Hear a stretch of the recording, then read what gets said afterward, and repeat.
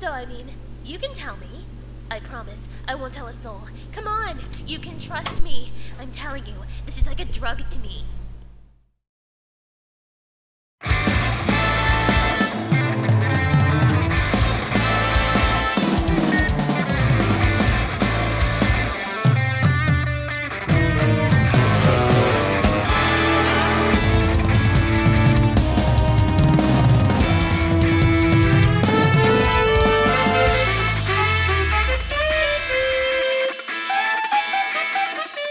On the path of a great hero seeking to save the world, there's always folks they meet along the way who will give them a helping hand.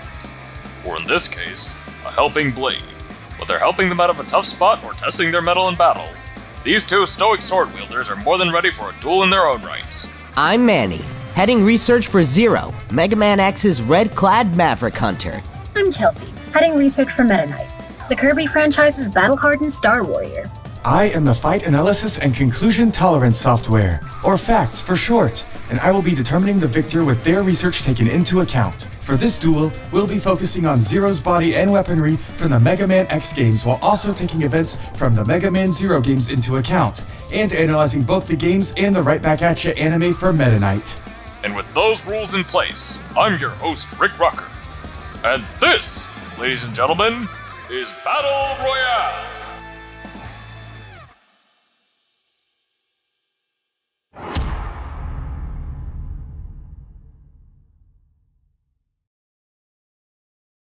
Dr. Albert Wiley was one of the greatest inventors in the field of robotics of his time, and also one of the unluckiest. No matter what technological achievement he could attain through his inventing know-how, it was never enough to trounce his former partner and longtime rival, Dr. Thomas Light, who continued to outpace Wiley's creations time and time again. So, Wiley did what any jealous scientist would do and began scheming to take over the world. Seems like an overreaction to me. Besides, we all know plans like that never go well. By stealing several of Dr. Light's industrial robots over the years, Wiley created army after army of robot masters to serve his plans for world domination. However, time and time again, the Mad Doctor's plans were shut down by Dr. Light's Blue Bomber, the now infamous Mega Man. Wiley faced defeat after defeat at the Blue Robot's hands, but the Mad Doctor was nothing if not persistent. His plans got bigger, wilder, and ultimately, he created plans for a new type of sentient machine that would overshadow anything of the classic era of robotics. Stronger, faster, and more technologically advanced than any machine of yesterex. Wiley's greatest invention, the Reploid known as Zero, had been born. It says here there was a glitch in Zero's cognitive programming that made him ruthlessly violent, incapable of following Dr. Wiley's orders. The Mad Doctor had to shut him up in a capsule because of this, and it wouldn't be until 100 years later, even outliving Wiley himself, that Zero was found once again, this time by other Reploids just like him. The glitch in his system still made him violent, tearing apart any Reploid that came into Wiley's old lab. This drew the attention of Maverick Hunter Commander Sigma, and the two had an epic throwdown that ultimately resulted in Zero's defeat. Seemingly freed from the glitch that was causing his aggression and having forgotten his origins, Zero joined the Maverick Hunters, dedicating himself to fighting other corrupted, malevolent Reploids. Considering he tore through tons of Maverick Hunters before being brought down by Sigma, I'm guessing he was pretty good at it. Good is an understatement. Designed to be stronger than anything from the classic Mega Man years, Zero is a natural fighter and a force to be reckoned with in battle.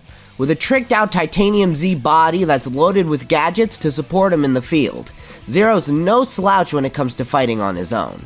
Wait, Titanium Z?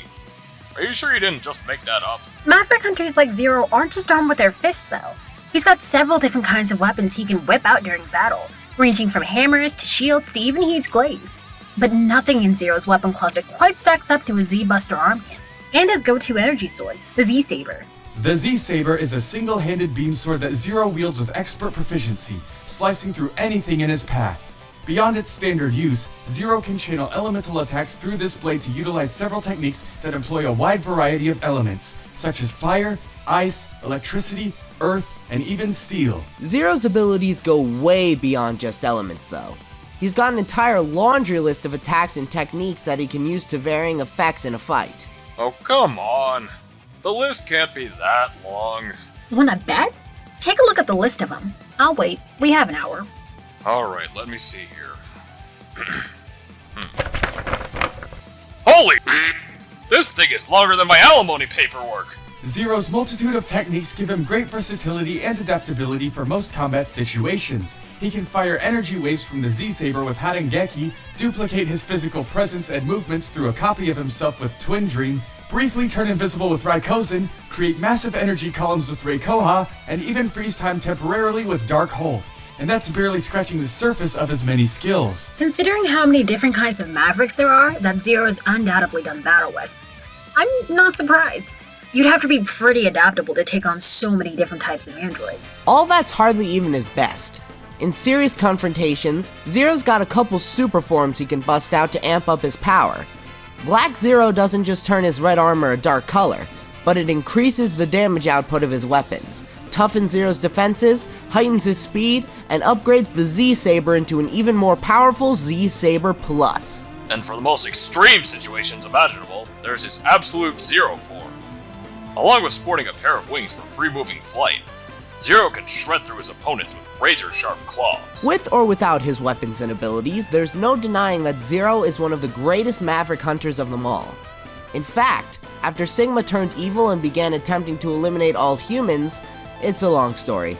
Zero becomes the new commander of the Maverick Hunters, leading them into the Maverick War against Sigma and his subordinates. Makes sense, seeing as how he became an A-rank Maverick Hunter before getting the big promotion.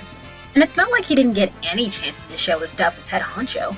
If anything, he got to go at it in battle even more. Like the time when he, X, and Axel faced off against one of Sigma's largest bodies, which could punch with a force equivalent to over 11 90-tons of TNT. God damn! How many Zeros is that? Well, I only see one, so...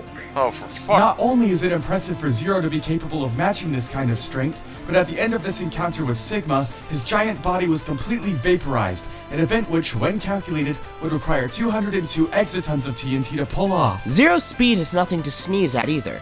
He can escape the pull of black holes from Mavericks like Gravity Antonion, dodge Optic Sunflower's light-based attacks, and he even sliced through X's X-Buster before the latter Maverick could react.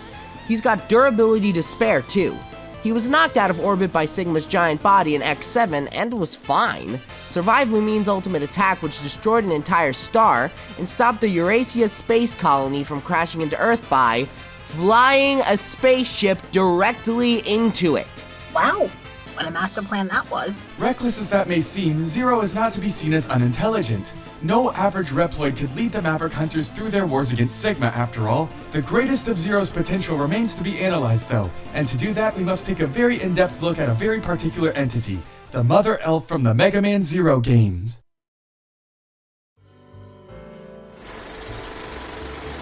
Welcome back to The Real, where I give you the hard facts on the hard questions.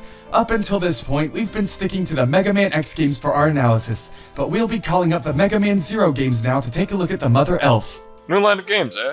Alright, lay out the groundwork. 100 years after the events of Mega Man X6, when Zero sealed himself in stasis to be analyzed by scientists, he's awakened in a new body to fight against the tyranny of Copy X and his subjugation of Reploids. But before he had been awakened from his stasis, the analysis of Zero had given birth to a new race of sentient computer programs composed of pure energy, Cyber Elves. Cyber Elves? Sounds like if the Terminator was Santa Claus for a year.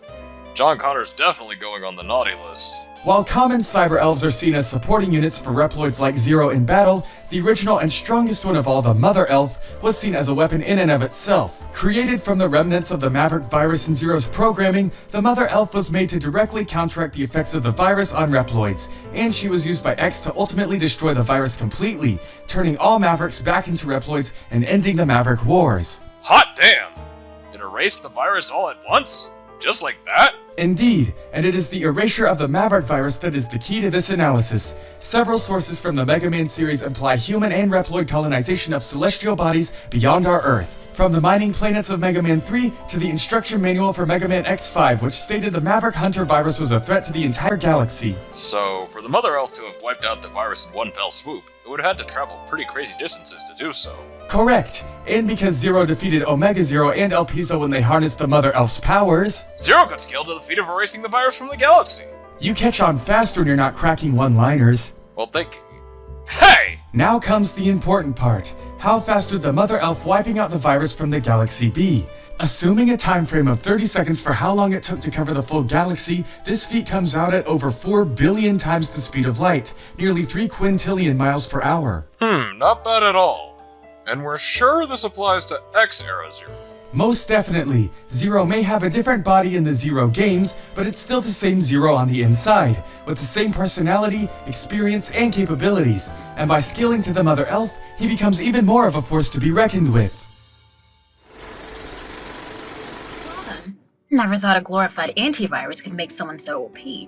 Apparently, though, not even being that fast could save Zero from his several untimely demises. Yeah, it's almost a running gag for Zero to die, only to come back later at some point. And despite his massive supply of weapons, a lot of them have limited energy supplies, meaning Zero can only use them for so long on one outing before needing to refill their uses. It's gonna take a lot more than a lack of sunlight to take down this Robo-Hunter, though. Anytime and anywhere there's a Maverick on the loose, you can count on Zero to take them down. Target destroyed. Returning to base. Let's take a step back and travel into the past. The distant past, actually, 1,000 years ago. A time of bloodshed and constant war. The evil monsters of the dark entity known as Nightmare were battling the galaxy's soldier army that sought to protect the universe, and the two sides were constantly struggling for dominance and control over everything. Any life form could take up arms and join the ranks of the Galaxy Soldier Army, but only the most elite among them could be given the glorified title of Star Warrior. And ultimately, this army of good, elites and commanders alike, won the day, but at massive cost. Most of their forces were killed in battle by the time the war was won. When the dust settled, there was only one Star Warrior left amidst the carnage. Knowing the evil Nightmare hadn't truly been defeated, he hid his past as a Star Warrior and became a servant to a greedy king, hoping that one day a new generation of Star Warriors would come forth to battle the growing darkness. This sounds metal as hell. Did the new Star Warriors ever show up? One did. The young and inexperienced pink hero. You know, Kirby. Okay, that makes sense. Wait, what the fuck? And the lone survivor of the Star Warriors would watch over him, train him, and prepare him for his destined battle against the forces of Nightmare. This warrior's name? Meta Knight.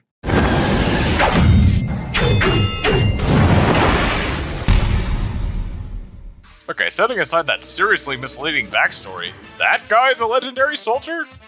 He just looks like Kirby after a trip to Hot Topic. Well, you're actually not too far off. Meta Knight looks strikingly similar to Kirby under that mask, and he's pretty secretive about his appearance when it comes to the pink puffball, implying they might be the same species and he's just trying to disguise it. He's not doing too great at that, I'll say that much.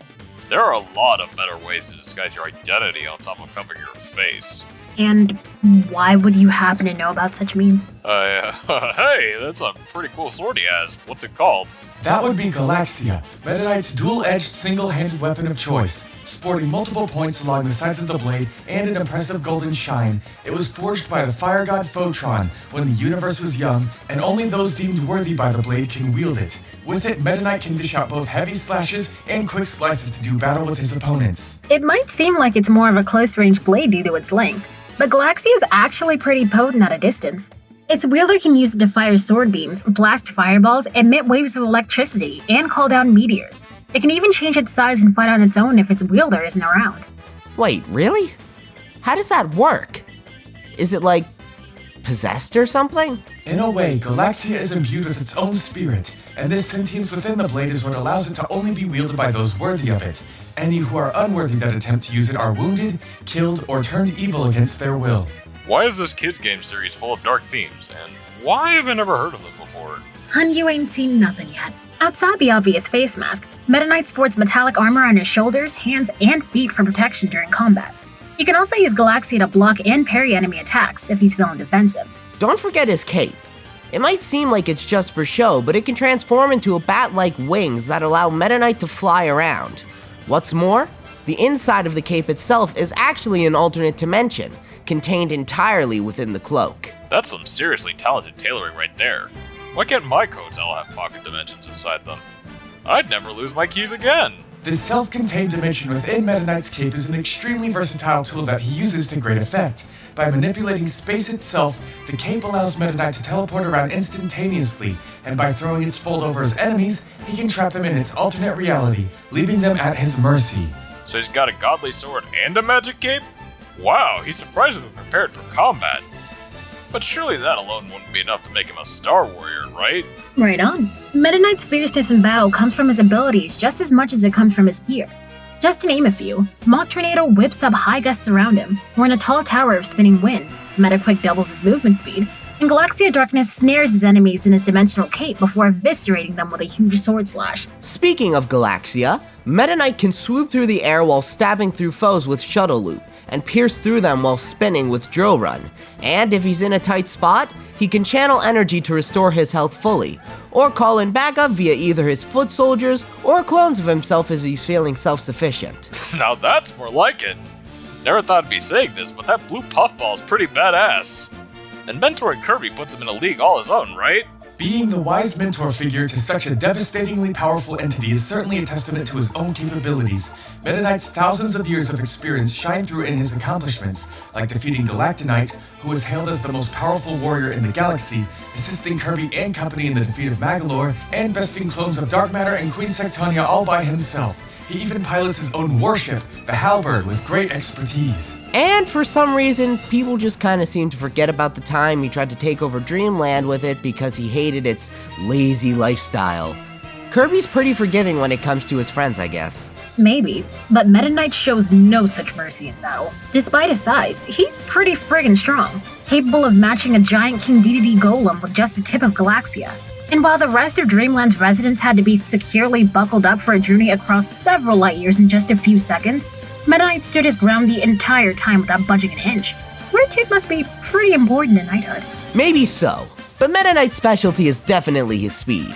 He can fly fast enough to breach escape velocity, dodge lightning bolts from Krakow, and reach the end of the galaxy in order to confront Galactonite.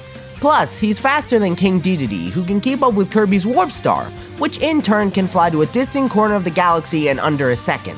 And, just in case you forgot, Metaquick doubles his already insane speed. It's also worth mentioning that Kirby was capable of redirecting a meteor by hitting it with a baseball bat. He struck the meteor with such force that it was sent light years away from him, traveling 5,700 light years in just 15 seconds. That's a speed of 12 billion times the speed of light. Now it's way more impressive that he can keep up with Kirby so often. And to do that in the first place, he'd need to be pretty durable as well, correct? Very much so. Regularly taking hits from Kirby is already impressive enough, as the Pink Star Warrior can crack planets in half with a single strike.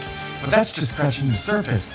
Galactonite, the warrior that Meta Knight has beaten many times over, can destroy the Star Dream device with a single attack, and Star Dream put up more than a match for Kirby and his robotic armor. He can also survive attacks from the aforementioned clones of Dark Matter and Queen Sectonia, as well as those of the original Magolor, including his devastating black hole attack. And speaking of black holes...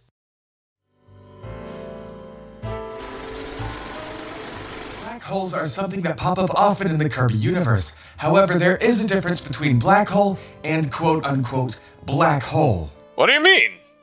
If it's a black hole, it's a black hole. And this is why I analyze the research and you make the crappy jokes. Geez, someone woke up on the wrong side of the motherboard today. Either way, for a vortex to count as a legitimate black hole, some requirements need to be fulfilled. First off, the pull of a black hole is power enough to pull in light itself, so anything moving slower than light speed would be pulled in and destroyed. Secondly, a black hole is impossible to destroy by sheer physical force. Energy input into a black hole would only serve to make the black hole larger.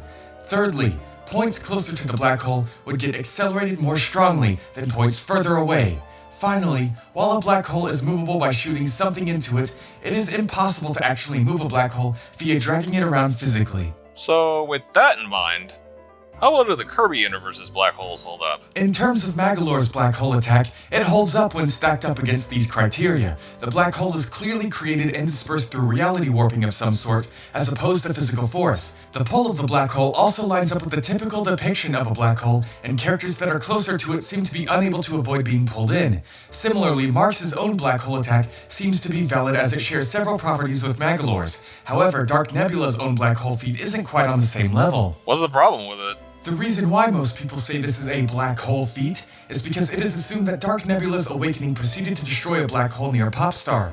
Within the actual battle, what happens is incredibly vague. While it's not completely out of the question that Dark Nebula could have destroyed the black hole, it could have also been some form of teleportation as well. Because of this, it cannot be used as a way to gauge power. We also never see the black hole in motion, thereby making it impossible to validate its legitimacy as such. Okay, I think I get it. Any others worth mentioning? What about the those purple guys? The Schwarz do produce vortexes from their mouths that pull Kirby towards them, and DeRoche does describe them as black holes. However, they don't suck anything else, like blocks, large pieces of the environment, and most importantly, light, towards them, and its attraction isn't any stronger closer to its body than at the edge of its area of effect, meaning it's likely more akin to an inhaling technique than a black hole. The ones created by Sphere Doomers, on the other hand, are a much safer bet, as their creation and behavior is very similar to those created by Magalore. Oh, that makes sense. And although there's a lot of black hole-looking portals that appear in Kirby games, they don't suck things in, and they don't destroy things that enter them. So obviously they wouldn't be real black holes. Indeed, Kirby's universe is filled with pseudo-black holes, and it can sometimes be hard to tell the difference between the real ones and simple lookalikes. The ones that are legitimate can be critical to providing key feats which help us better determine the Kirby cast's capabilities. Man, I had no idea black holes could be so specific. All that science is making my brain a black hole. You act like it wasn't one to begin with. Oh, you wound me, sis. Normally, though, if Kirby's already so insanely powerful, why the heck is Meta Knight always giving him swords to fight with when they duel? From the looks of things, I'd say he hardly needs one. It's likely because of his strict code of honor as a knight, leading him to try to make things fair for an opponent he sees as weaker than himself. And most of the time, he's not even trying to beat Kirby anyway. He's just training him for the bigger enemies ahead. All I can say is God have mercy on whoever's in his way if he ever decides to go all out. When Dreamland is in a pinch, you can count on this old star warrior to raise his blade in the name of good once again. Meta Knight, win you! Much yet to learn.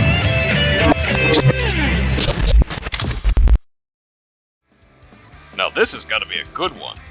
Two badass warrior swordsmen duking it out with no holds barred. For all their skills and experience, only one can walk away the victor. So who do you think will rise above their competition? Will the Z-Saber or Galaxia strike the final blow? As always, take your time to make your prediction before the battle begins. Fight analysis complete! I have concluded the most likely out of thousands of possible scenarios and arranged a visual representation of their research. Then you know what that means. It's showtime!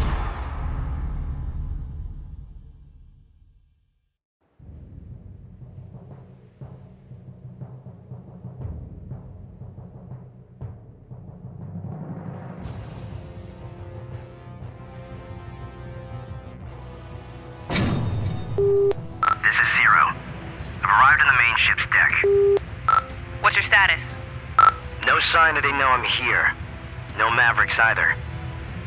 Proceeding to infiltrate.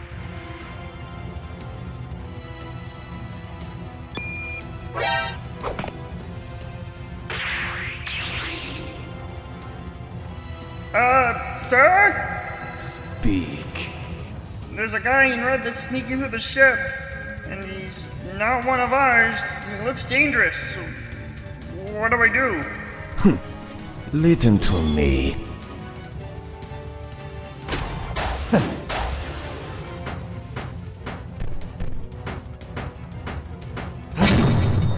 Crap! Way through is blocked. Searching for an alternate route now.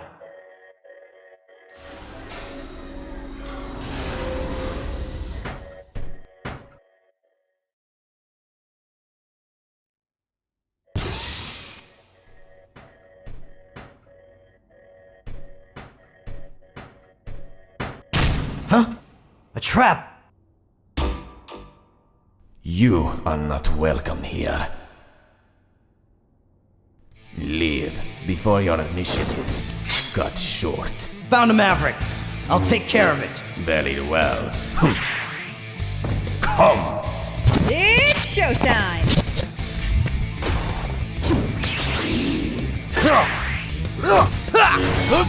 Oh yeah! Out of my face!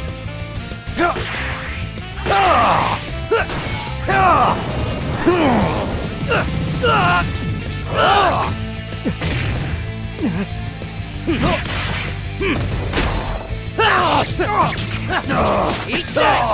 See ya!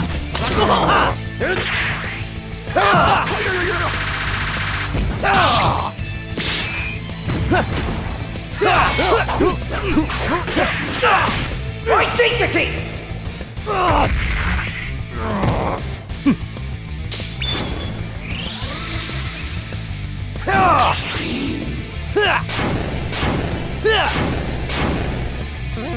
Charge shot! Take this!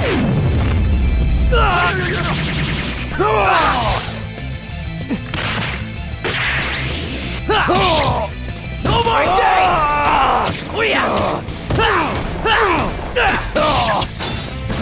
Time to settle this. Red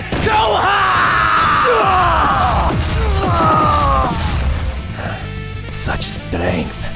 I'll end this now! What? Behold.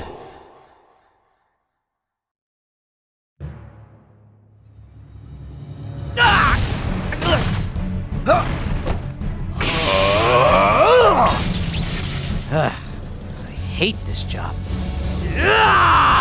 Conductor! Dark. Oh! See ya!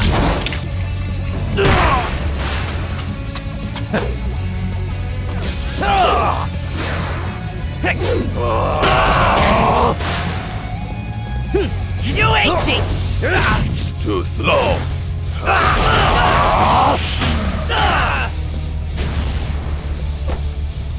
Not bad for a maverick. What?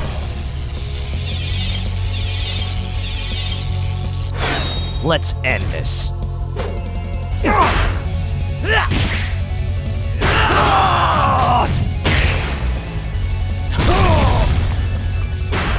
You're done. Genmu Zero! Just like a training program.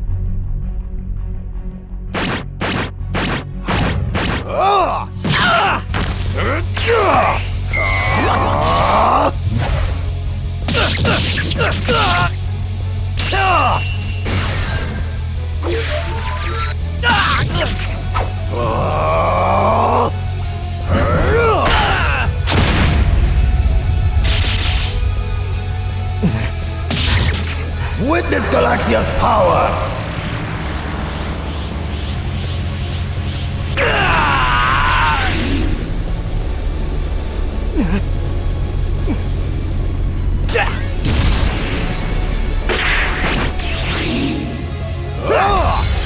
Get out of here!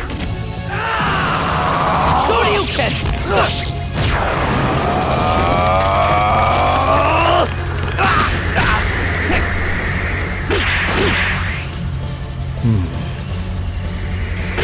See ya! This is over! See? Flasher!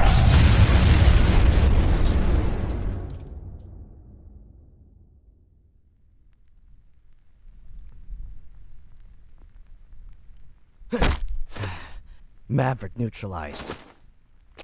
Now, time to send it to the scrap heap. Nani?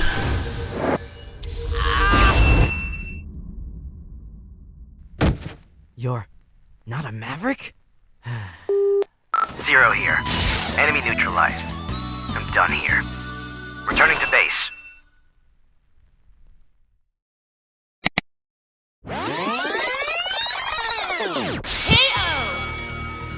You know, I think this might be the only time on Battle Royale we see someone get saved by their own sword.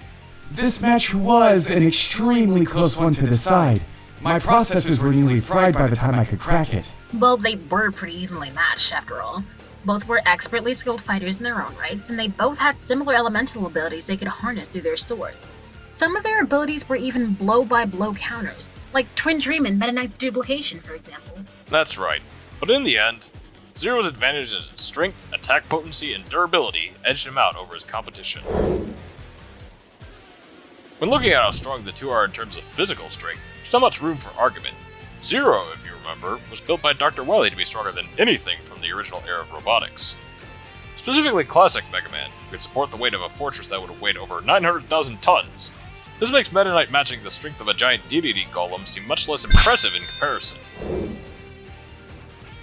Speed, on the other hand, went uncontested to the Star Warrior. Mother Elf's speed of 4 billion times the speed of light is far overshadowed even by lesser feats from the Kirby universe, such as the 12 billion times light speed feat of Kirby redirecting a meteor. This, along with Metaquick doubling Meta Knight's speed, meant that the speed advantage was very much in his corner.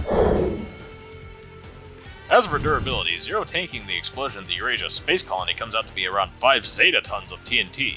Remember how Zero survived Lumine's ultimate attack, which completely destroyed a whole star? Well, the attack originated from an Earth-like planet inside another dimension, meaning the attack would have reached all the way to the sun from the Earth-like planet to begin with. Destroying a celestial body like the sun requires overcoming its gravitational binding energy, or GBE for short. The GBE of the sun is over 164 tenatons of TNT, meaning that destroying it with an attack that originated from Earth would require energy levels of over 1 kilofo, enough power to destroy an entire solar system. With durability on that level, Zero would be far too tough for Meta Knight to deal any lasting damage, even with the latter's vast speed advantage. And I guess he'd be even in attack potency with that attack too, since he, X, and Axel were able to beat Lumine in the end. Yep, even if we scaled Meta Knight to Magolor's black hole, Zero's durability is still much higher. While many of both Zero and Meta Knight's stats come from scaling to other characters, it's not difficult to determine where the scaling comes into effect. Zero is repeatedly shown to be X's superior in the Mega Man X series, and he's contributed to several of Sigma's defeats, making it clear that he should scale to the two. Zero is one of 3 Maverick hunters that can take down Lumine in Mega Man X8, meaning he should also scale to Lumine, and he was capable of defeating characters like Omega Zero and El Pizo when they had harnessed the power of the Mother Elf, meaning Zero should scale to the Cyber Elf as well. As for Meta Knight, it should be easy to see that he scales to main characters such as Kirby and King Dedede, as he not only battles them but fights alongside them pretty often. This in turn makes it possible to scale the big Kirby series villains that the Pink Puff has taken down over the years.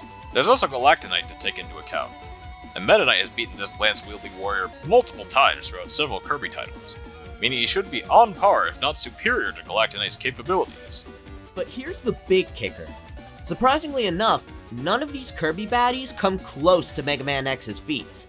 And yes, that's including the black holes. As we established earlier, Marx's and Magolor's black holes are on the table for a debate. We can calc them and get a general idea of how strong Meta Knight is. Between the two, Kirby's most powerful black hole comes in the form of Marx's black hole. Because we want to get the highest number possible to be sure, we'll be using Star Ally's rendition of Marx. You'll see why in a minute. So, let's get Kirby's size here, and compare that to the size of the Marx black hole there. And let's highball the black hole collapse. Bada bing, bada boom. That's 0.2 That's a solid large star feat. Wait, you said Lumine's was 1 foe, right? Doesn't that just make this 5 times weaker? Not that big of a difference if you ask me. No, we said Lumine's sun feat was over 1 kilofo. Kilo meaning 1,000. 1,000 foe. That's actually 5,000 times stronger than Marx's black hole. Oh my god, you can hardly count this as fair. Read it and weep, Chelsea. In fact, comparing all of their stellar feats to each other paints us a very, very clear picture. The sheer quantity and amplitude of Zero's feats dwarfs Meta Knight's by comparison. Despite Kirby's impressive feats of power, even highballing their best feat is lower than the X series' weakest stellar feats. And I'm guessing arguing Universal Kirby's pretty fruitless too, huh? Yeah, basically. Arguments of these villains being universal aside, the final battles in the Kirby series are typically fought and defeated with powers that Meta Knight doesn't really have access to. In fact, he's usually the one to sit back and let Kirby do his thing. And fighting Galactonite doesn't even things out, considering his doppelganger didn't have better feats than what we mentioned already. Let's make this a bit clearer. Even if we state that Meta Knight could theoretically blitz Zero even at his fastest, Zero is only 1,000 times slower than Meta Knight, taking Kirby's warp start into account and factoring in Meta Quick. On the other hand, Zero would be 5,000 times stronger and more durable than Meta Knight, and unlike Meta Knight for raw power, Zero has workarounds for a speed disadvantage. With that all said, here's the results. It's also worth noting that even with their types of elemental abilities being evenly matched, Zero's were way more versatile with his many, many techniques. And his multiple weapons give him an arsenal advantage over the Star Warrior. Yeah, that's a good point. A lot of Zero's abilities came with powers that Meta Knight just wasn't equipped to deal with, too. Darkhold's ability to stop time was especially effective, since it could temporarily negate Meta Knight's speed advantage.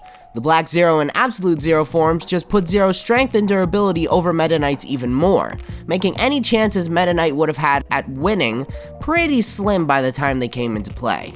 Theoretically, if Meta Knight were to outlast Zero's limited energy supplies for his abilities and techniques, it's possible he'd have a better shot at winning. Unfortunately for him, Zero's pool of abilities, techniques, and weapons is so massive that he would likely be finished before Zero's options had been fully exhausted. And even then, the Z-Saber and Z-Buster were all that Zero needed to win at the end of the day. His attack potency and durability were just too much for Meta Knight to overcome. Advantages in arsenal and abilities were simply the icing on the cake. Ha! Take that, number system! Nothing is greater than Zero! Well, Zero only met a knight once, but that was all it took for this fight to be sorted out. The winner of this battle royale is Zero! Even if we Reploids are destined to join the scrap heap when that evolutionary step does come about, we still have to fight, not only against Mavericks, but against our own destiny as well.